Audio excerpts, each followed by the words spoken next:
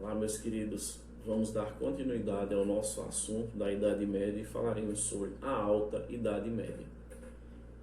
A Alta Idade Média é um termo utilizado pelos historiadores para se referir a um período específico da Idade Média, que se estendeu no século V até o século X.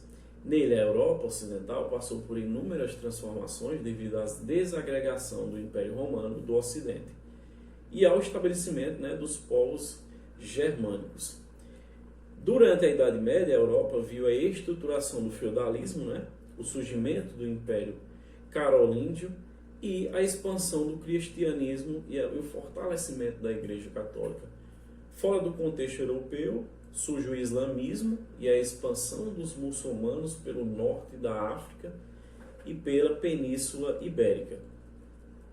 A periodização, como todos sabem, a Alta Idade Média ela começa do século V até o século X e a Baixa Idade Média ela se inicia no século XI até o século XV, certo? Vamos falar sobre a desagregação do Império Romano. Na Idade Média, todas as transformações observadas na Europa nesse período foram consequência da desagregação do Império Romano.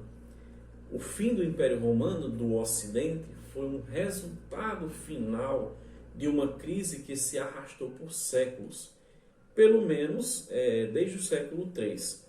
A partir do século III, o sistema que sustentava o Império Romano começou a colapsar por uma série de fatores. Primeiramente, há de considerar que o sistema escravista era o que afiançava a economia da Roma. E a partir do século III, esse sistema entra em crise pelo fim das guerras de conquista do Império, certo? O sistema escravista, como eu falei, romano, era dependente das guerras de conquistas de Roma, porque por meio delas que capturavam prisioneiros enviados como escravos para o território, e esses escravos eles amparavam a economia romana. Mas com o fim das guerras, da conquista, o número dos escravos, diminuiu e a economia de Roma colapsou. Além disso, havia a conturbada política romana. No século III, a corrupção e a disputa pelo poder corroíam a sustentação de Roma, enfraqueciam o império. Tudo isso fez com que o território ficasse vulnerável e suas fronteiras suscetíveis a serem invadidas. Nesse momento apareceram os povos germânicos, que habitavam além das fronteiras do Império Romano e passaram a pedir, a partir do século III, passagem pelas terras de Roma. Os historiadores eles debatem até hoje porque os povos germânicos começaram a migrar nesse período. E as especulações são inúmeras. A procura por terras mais férteis, a fuga de climas rigorosos, a fuga dos povos mais poderosos que já estavam em migração, entre outros. Do século III em diante, dezenas de povos germânicos invadiram as terras de Roma. Visigodos, ostrogodos, érulos, alamanos, suevos, vândalos, entre outros, são apenas alguns de muitos povos que assolaram as terras do Império Romano. As invasões traziam várias destruições que afetavam muito a economia e ampliava a profundidade da crise romana. O Império tentou reestruturar por reformas, através de congelamento de preços, criação de uma nova capital, que foi Constantinopla, a divisão do Império Romano do Ocidente e Império Romano do Oriente, entre outras. As reformas, no entanto, foram em vão. Ao lado ocidental do Império sucumbiu. E em 476, Roma foi invadida pelos érulos. E o último imperador, Rômulo Augusto, foi destituído de sua função. Os territórios romanos na Europa Ocidental foram gradativamente ocupados pelos germânicos E assim se iniciou uma mistura de cultura latina com a germânica, sendo essa uma das marcas da Europa medieval. Quais são as características da Alta Idade Média?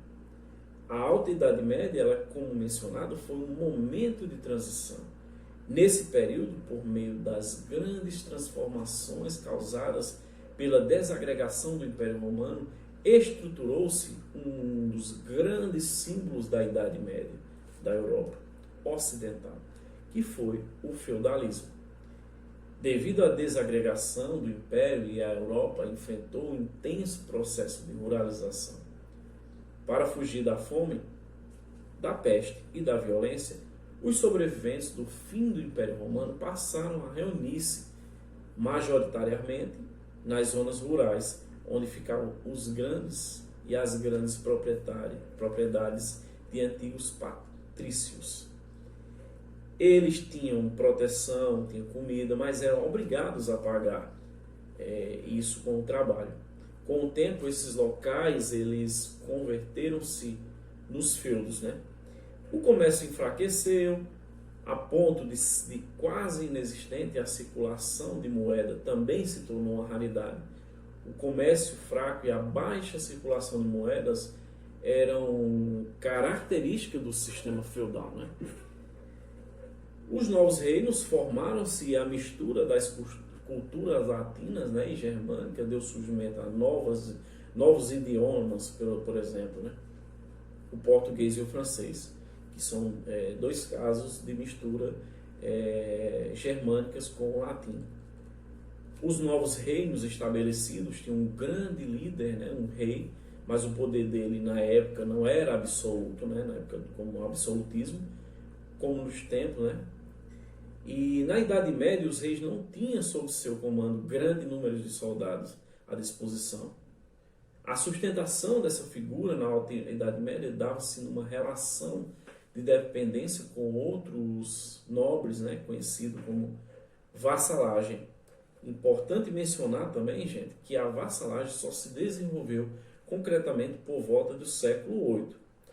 No campo econômico, a Idade Média ficou marcada pela retratação econômica em relação aos padrões estabelecidos no Império Romano, né? Então, esse trabalho era sutil, servil, e a economia era dependente da produção agrícola, uma consequência da ruralização europeia. E a produtividade, por sua vez, ela era muito baixa, mas foi aumentando conforme se aproximava do século X. O artesanato também era muito fraco, uma vez que existia pouca mão de obra disponível e poucos consumidores, né? Além disso, a baixa produtividade acarretava na falta de matéria-prima para maior desenvolvimento dessa atividade, na qual, no entanto, sobreviviam ainda que precariamente nas cidades europeias. Quais foram os principais acontecimentos da Alta Idade Média?